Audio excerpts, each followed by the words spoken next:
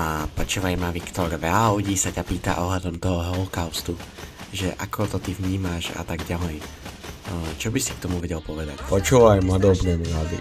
Ako prepáč, ale podľa mňa sa to nestalo. Celú cestu som sa obzeral, zostal po nich iba úsmev vo dverách.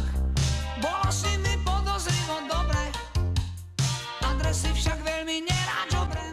Musíme sa stať predbojom nového sveta, v ktorom impéria a šovinizmus nebudú mať miesto.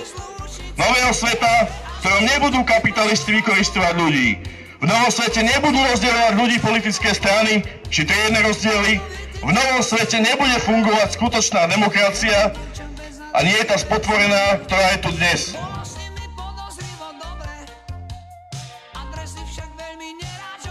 Ezúton is köszönjük, hogy meghívtatok erre a szlovák nép számára fontos és jeles évforduló alkalmából rendezett eseményre.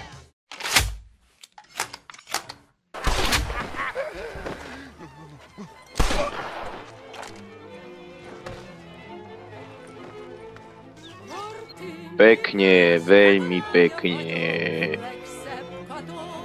Volal som žandáre, príde žitovská polícia a horty. Moje meno je Mikloš generál.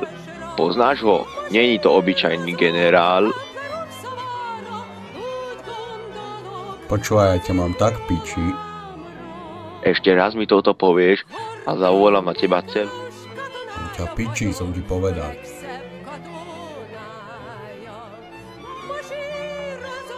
Ja ti neverím. A vieš, na čo ja neverím?